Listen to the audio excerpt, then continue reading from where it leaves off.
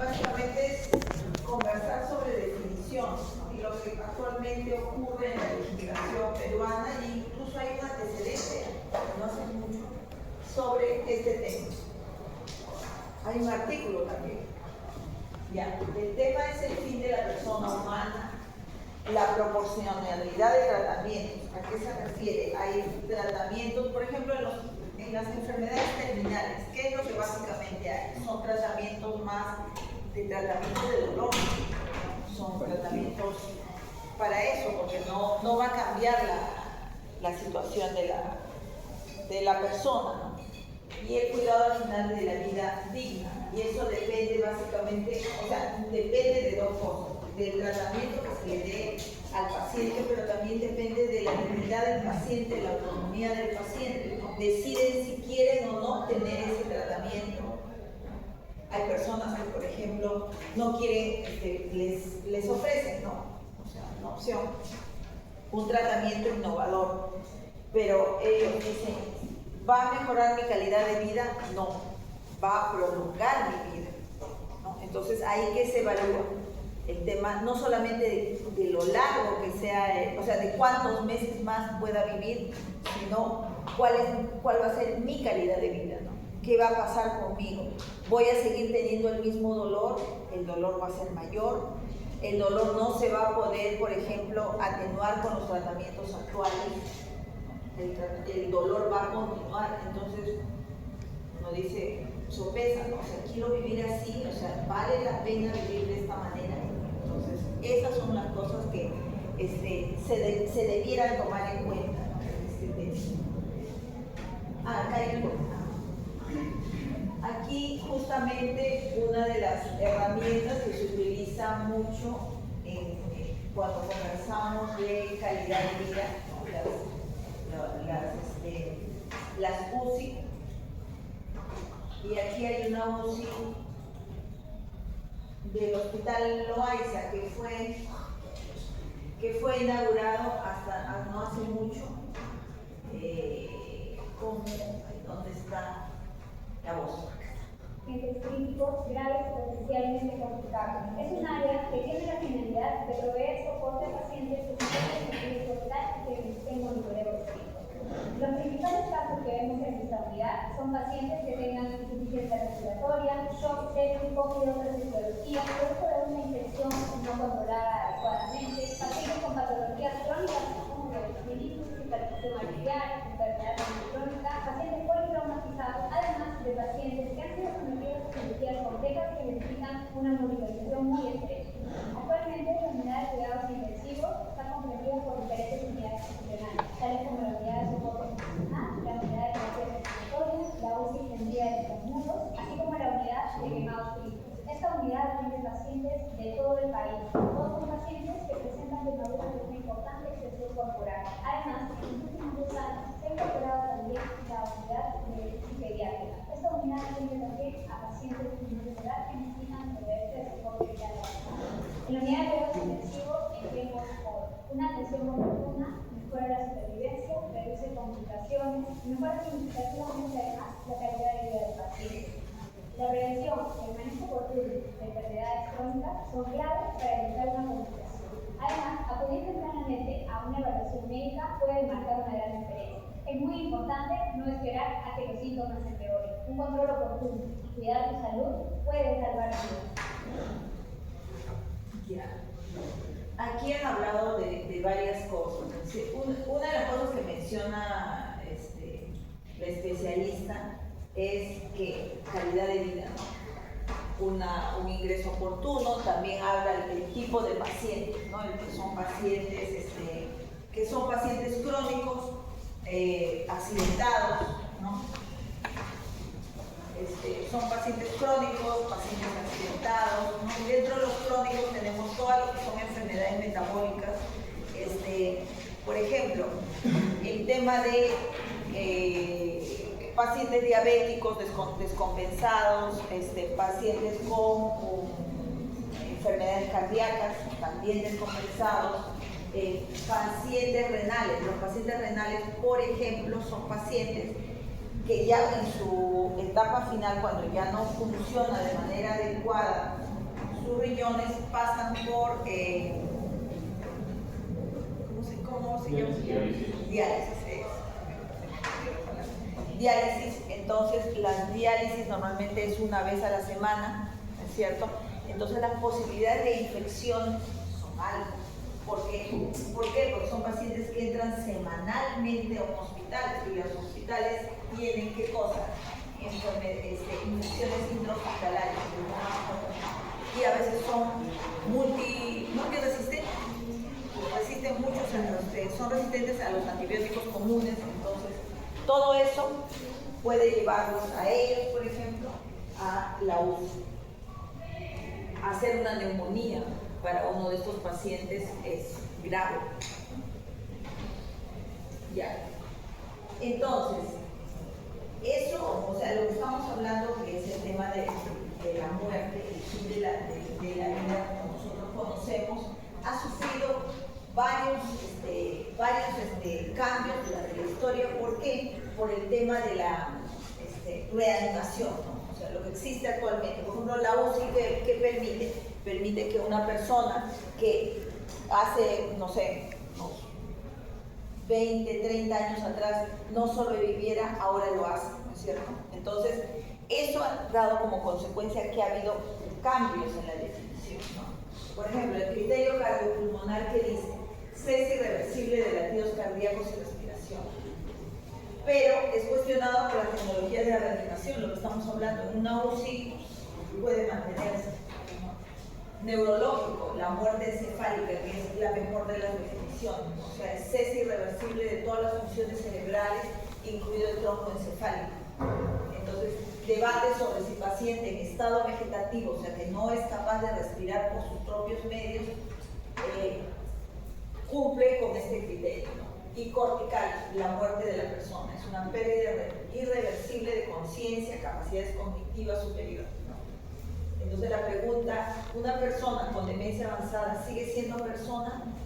Ese tipo de preguntas que uno no se las haría, ¿no? Pero, por ejemplo, una persona que cumple con ese criterio que mencionan ahí, ¿qué pasa con ellos? ¿Qué pasa con sus familiares?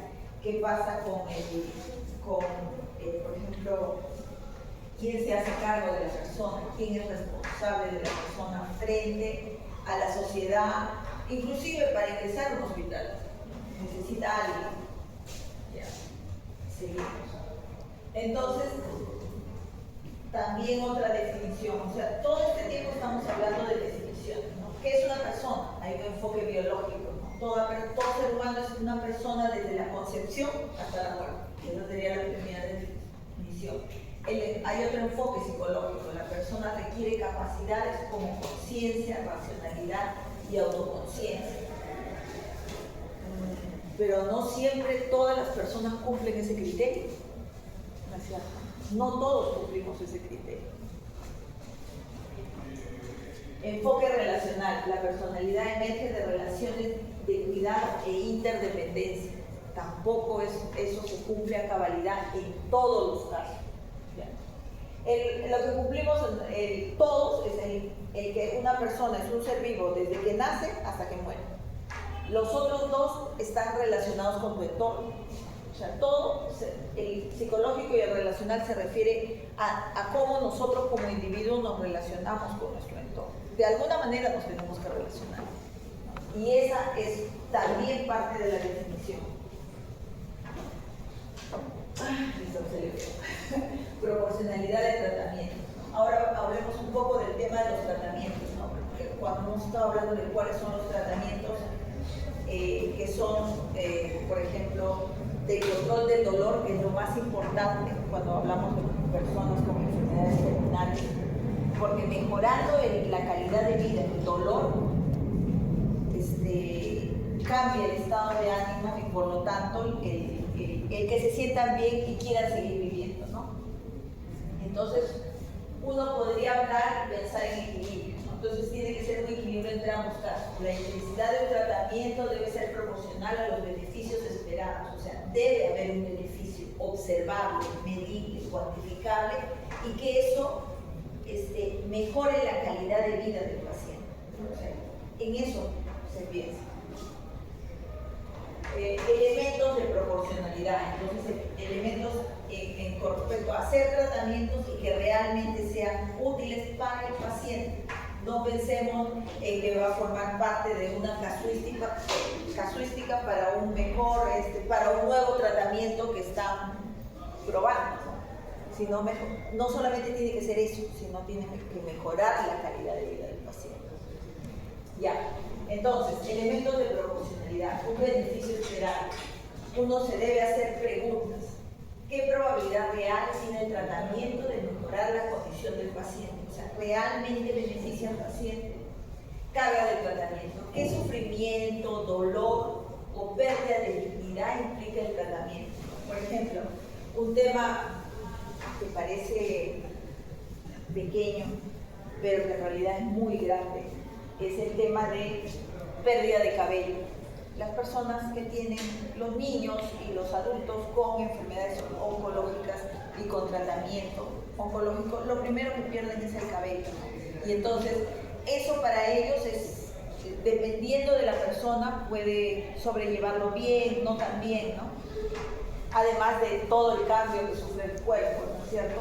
Y el dolor que eso implica. Los tratamientos oncológicos tienen consigo dolor.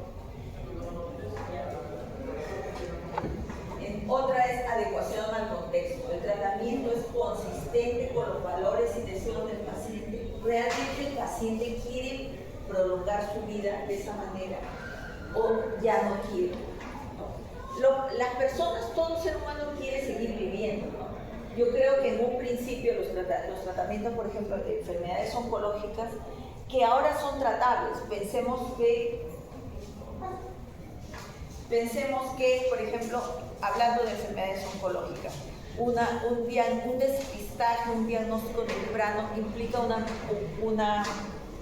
un tratamiento rápido, un tratamiento eficaz y probablemente con menores problemas con respecto a su tratamiento con quimioterapia, ¿no? ¿Qué otra cosa? Alternativas disponibles. Existen opciones menos agresivas, o sea, cuidados paliativos. Por ejemplo, en las enfermedades, si hablamos de cáncer, simplemente estamos hablando de cáncer. El cáncer tiene 4 estadios. Los primeros 2 estadios, que es estadio 1 2, son los estadios tempranos. Se detecta tempranamente y si es posible tratarlo con cirugía, se trata con cirugía. En cambio, los estadios 3 y 4 involucran tumores grandes que ocupan un espacio grande, un órgano, y inclusive que pueden estar diseminados. Entonces, ahí lleva a un comentario que hicieron en el video. En el comentario dijeron, la doctora dijo, debieran ir al médico, ¿no es cierto? Pero cuando uno ve algunos casos en los hospitales, así como en el INEM, las personas llegan muy mal, o sea, no llegan tempranamente, llegan tardíamente. Ahora, eso depende de qué. Depende de que el paciente no se acercó a tiempo, depende de que nuestro sistema de salud no puede atenderlo de manera adecuada, porque le da muchos meses, ¿no? Le dice, la consulta es de acá a un mes, y después dice, sí, hay que diagnosticar, y demora 2, 3 meses, ¿no? Y no siempre el paciente está cerca de un instituto especializado. Entonces, para llegar al instituto especializado demora tiempo, y eso empeora su condición.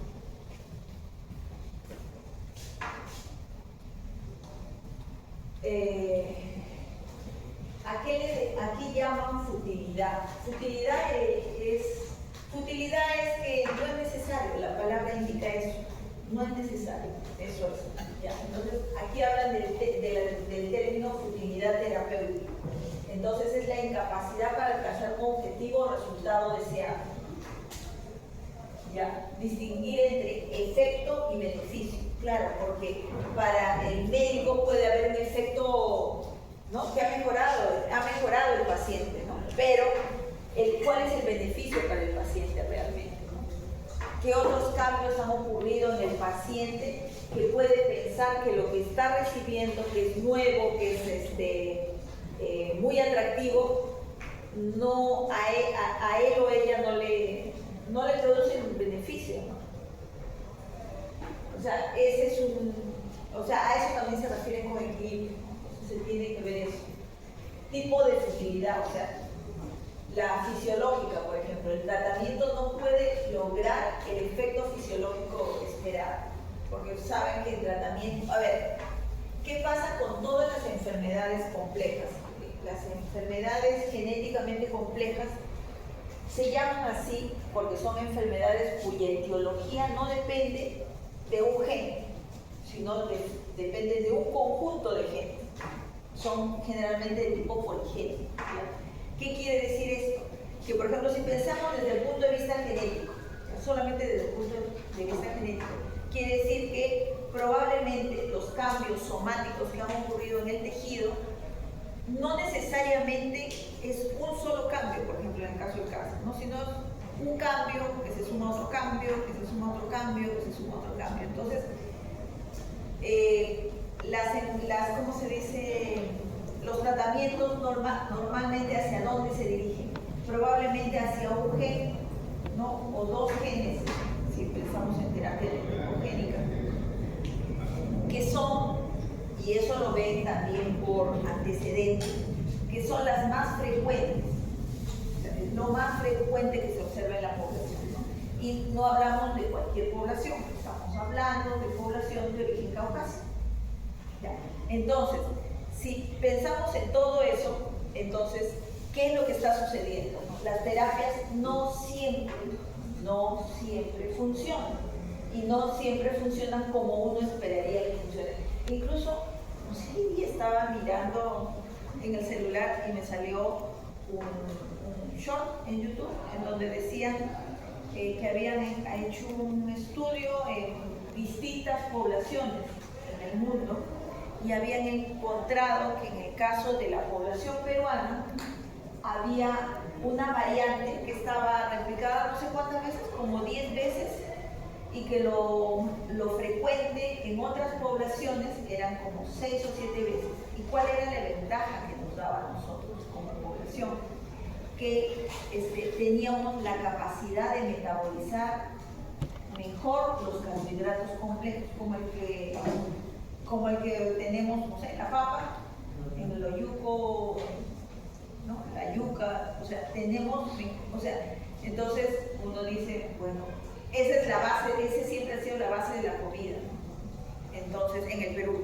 Entonces, el genoma, eso era un gen, no me pregunten ese porque ahorita no me acuerdo, pero ellos mencionaban que esa era la diferencia de nuestra población comparada con otras poblaciones. Ese gen tenía, ¿no?, como unas 9 o 10 copias, y eso nos daba una ventaja selectiva, y eso en función a lo que nos alimentábamos, ¿no?, como población. Ya. Y eso, por ejemplo, es un ejemplo de lo que les estoy diciendo. No siempre las terapias funcionan porque no siempre el origen es el mismo. Dependiendo de la población, va a ser diferente. Ya. Entonces, ese es uno, ¿no? Entonces, ahí, por ejemplo, ahí dan un ejemplo clínico: reanimación cardiopulmonar en un paciente con puntuación Glasgow de 3, ¿no?, que es del coma, tras una hemorragia intracerebral masiva, donde no se puede esperar la recuperación de la función cerebral. ¿Vale la pena hacer ese tratamiento?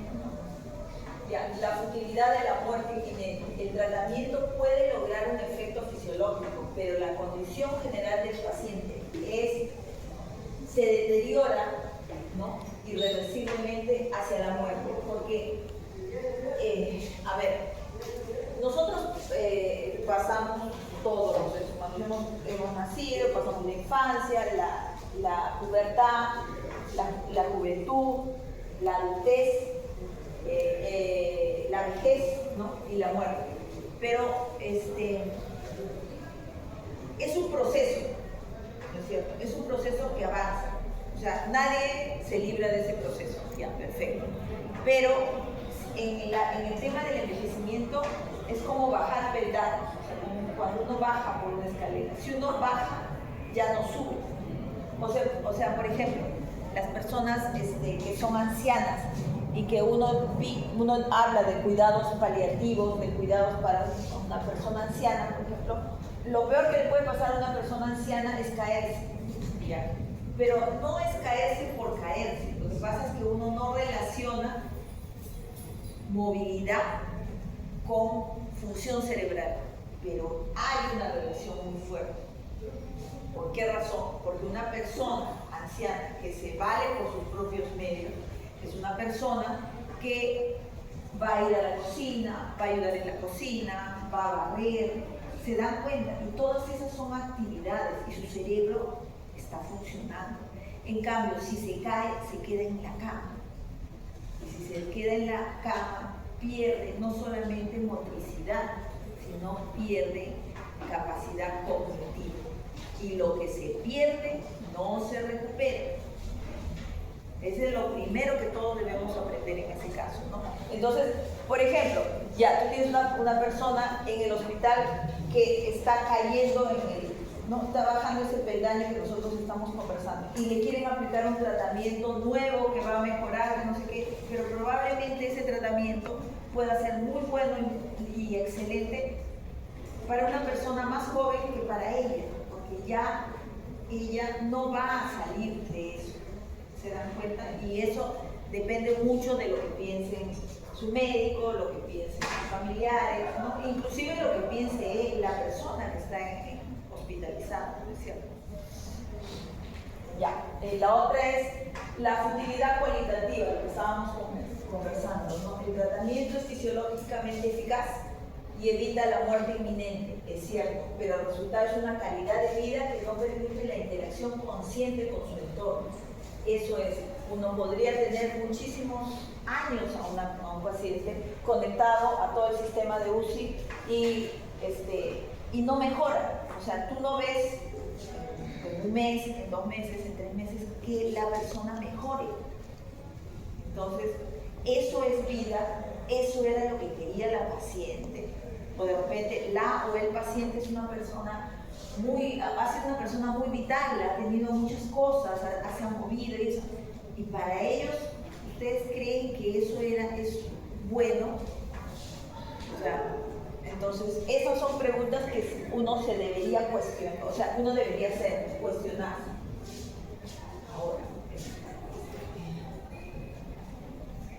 Ahora, la futilidad de calidad de vida, aquí no se ve mucho. El tratamiento es fisiológicamente eficaz, evita la muerte inminente, permite la interacción, pero el resultado final puede que no cambie en la condición del paciente, ¿no? O sea, cuando el paciente sigue en lo mismo y solamente uno está prolongando literalmente una pésima calidad de vida, ¿no? Y la siguiente pregunta que los familiares deberían hacerse: ¿realmente mi familiar quiere eso o querría eso para mí? O sea, para ella o él querrían vivir así.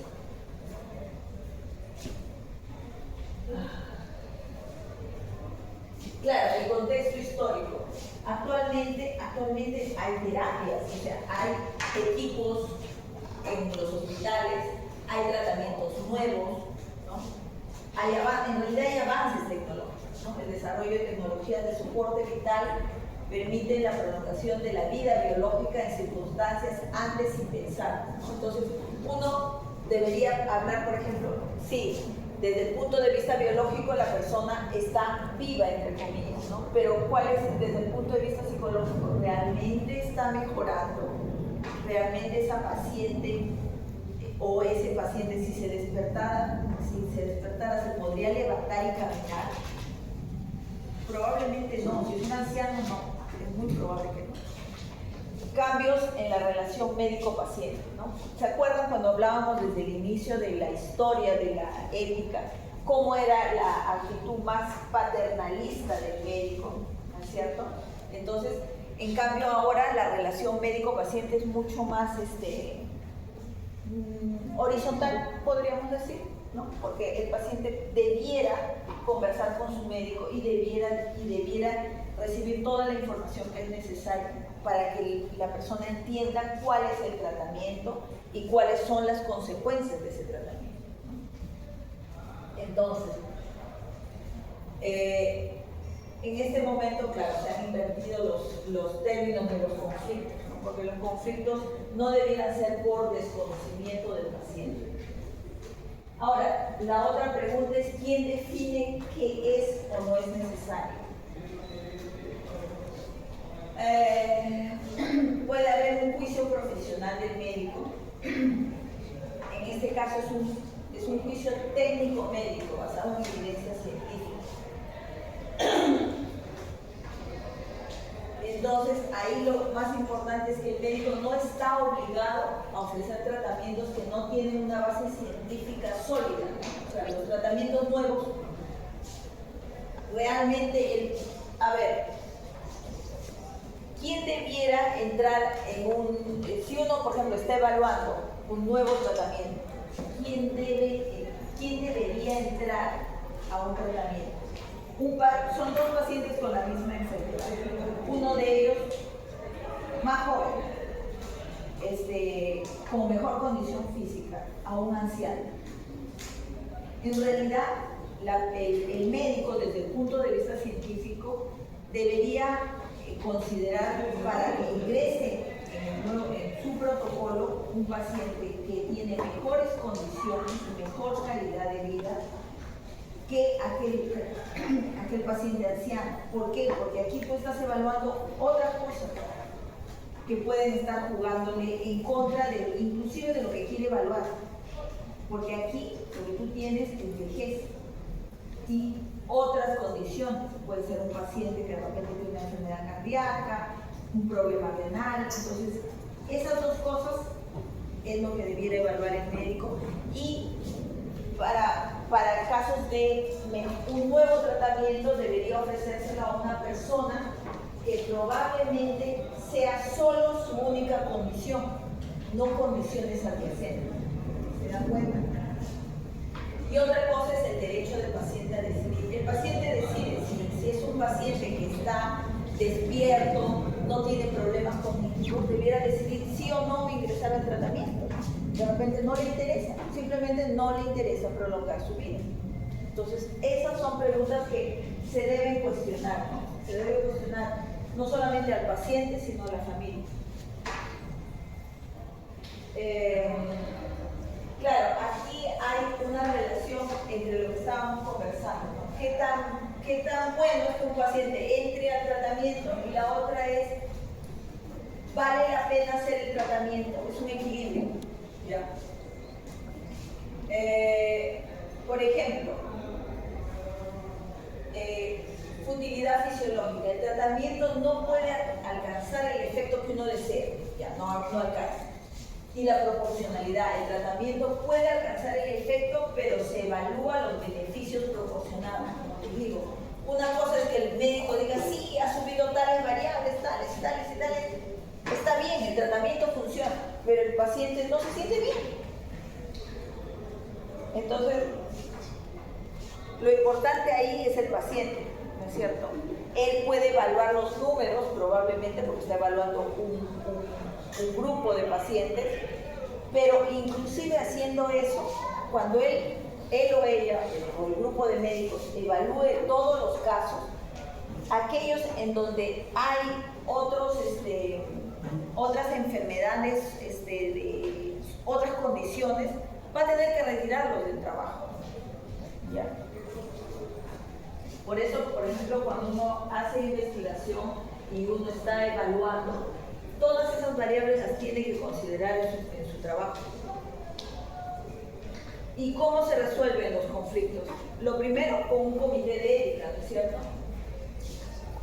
O sea, todos los hospitales tienen comités de ética, todos. Igual como nosotros acá tenemos un comité de ética y donde todos los proyectos de tesis van al comité de ética para comenzar a trabajar, todos. Así que, por si acaso, toditos. Del primero al último, si no, no empieza el proyecto.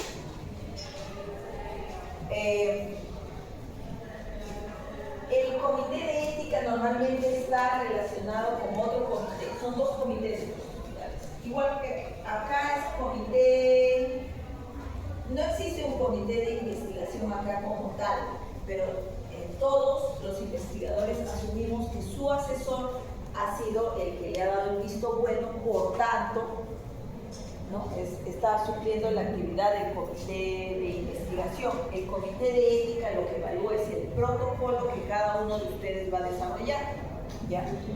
Entonces, pero en los hospitales sí existen dos comités, el comité de investigación y el comité de ética, ¿ya?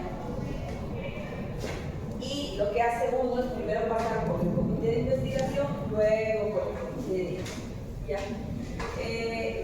Otra posibilidad, además del comité de ética, para evaluar el protocolo y ver si realmente los criterios de inclusión y exclusión están jugando bien en sus protocolos para evaluar algún tipo de terapia.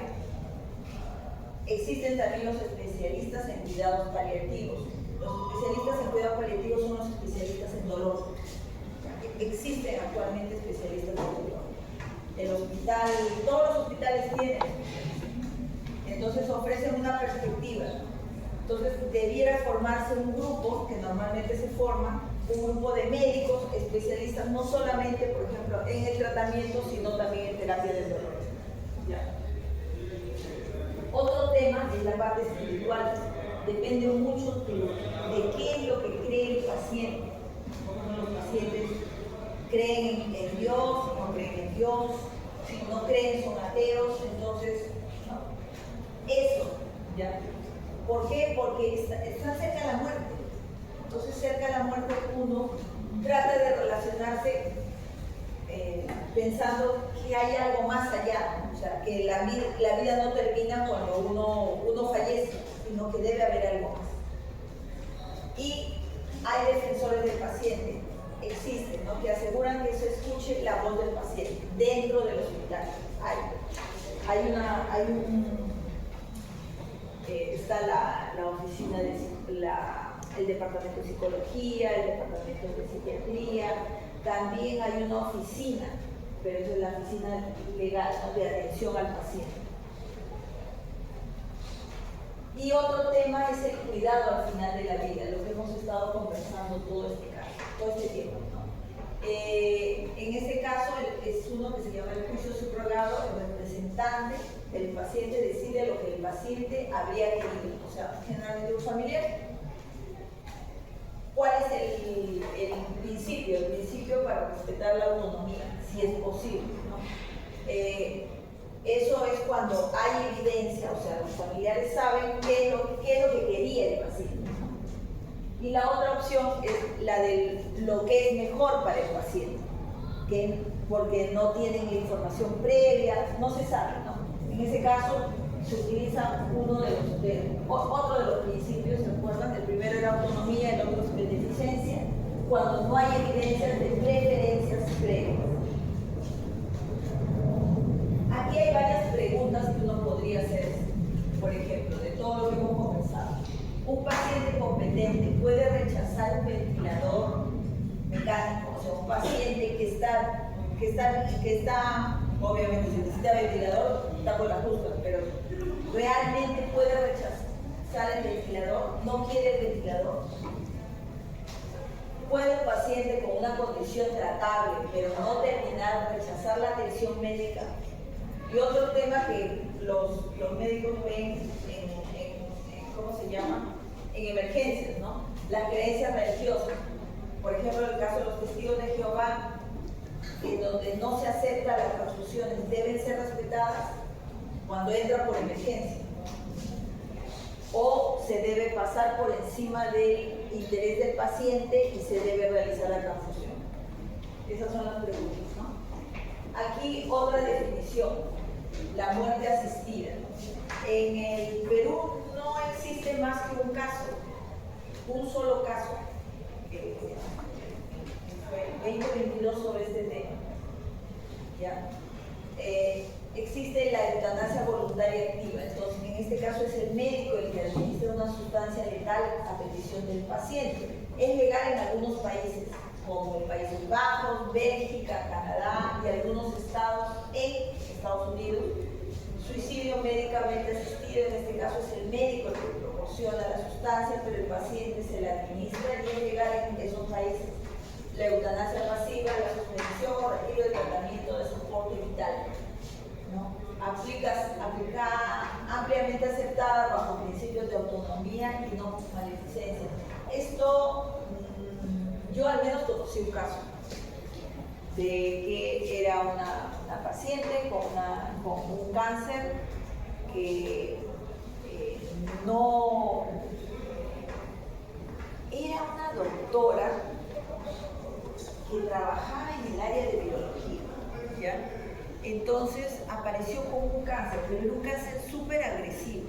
Y conversando con su esposo, que trabajaba en genética, conversábamos y pensábamos que probablemente había sido pensábamos que era, no sé, algo psicovirus, algo que estaba relacionado con el tema, porque era además un cáncer muy agresivo y muy raro, ¿ya? Entonces, ¿qué pasa en esos casos? En esos casos, imagínense una persona que conoce, o sea, que sabe de lo que, o sea, sabe de la enfermedad, sabe cuáles son los pasos, ¿no? Entonces, ella al final decidió que ya no quería tratamiento y que no quería terapia para el dolor. Las dos cosas, ¿ya? En ese caso, por ejemplo, cumple con el tema de la eutanasia pasiva, ¿no es cierto? Y está aceptada por principios de autonomía y no maleficencia, porque es la persona consciente, absolutamente consciente de lo que está sucediendo, que decide que ya no quiere nada más. ¿Se dan cuenta? Y la eutanasia involuntaria es la administración de muerte sin consentimiento del paciente. Eso ya es un asesinato, obviamente, es ilegal universalmente. Porque si el paciente no decide, que es absolutamente diferente a lo que les he mencionado. En el caso de la eutanasia pasiva, pero si la persona es inconsciente, no, pero la medicación. Pero alguien tiene que ser responsable, ¿no?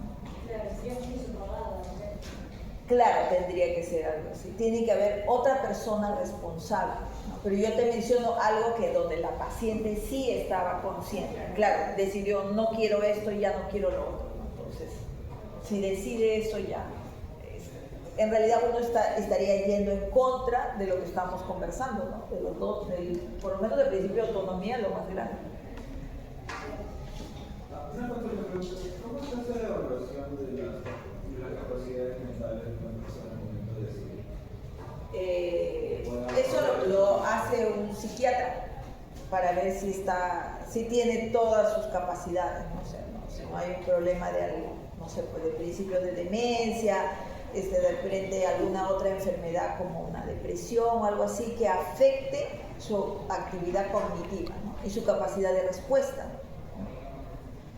Por ejemplo, una persona depresiva puede decir, ya no quiero seguir viviendo, ¿no? ¿Por qué? Porque la enfermedad es lo que ha dado como consecuencia que ha empeorado su calidad de vida y esto ha llevado a su vez a un estado depresivo de la persona. Entonces la respuesta es por su estado de ánimo, ¿no? Por su condición cognitiva, no por la enfermedad inició el problema, pero es uno tras otro.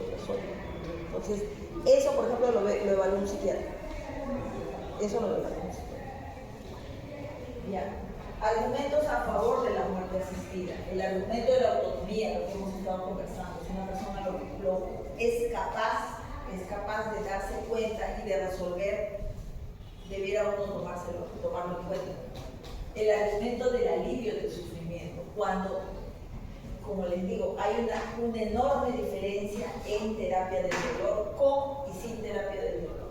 Una persona con terapia del dolor puede no querer morir, o sea, ¿por qué? Porque está bien, se siente bien consigo mismo, sabe que la enfermedad está avanzando, pero también no siente dolor, porque imagínense tener dolor las 24 horas del día, y no es poco, es mucho.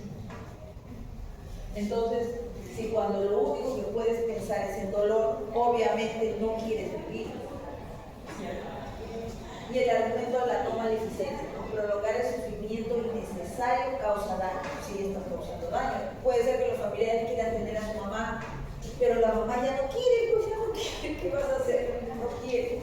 La no maleficencia exige no prolongar la vida. Entonces, esas son preguntas en donde uno a la corta o a la larga se va a enfrentar.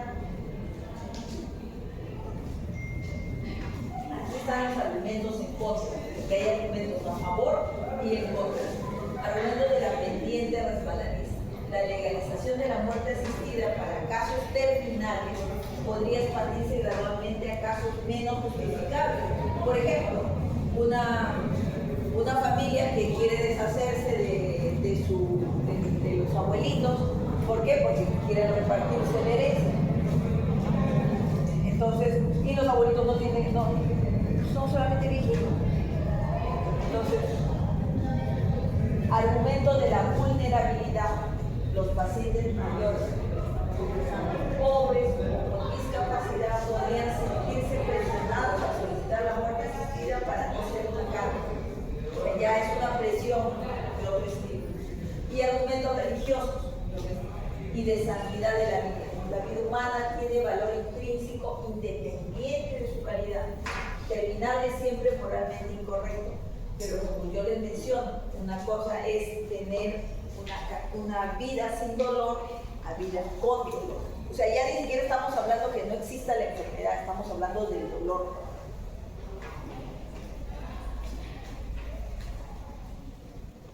Bueno, aquí hay varias posiciones frente a la muerte asistida. En Países Bajos es legal desde el año 2002.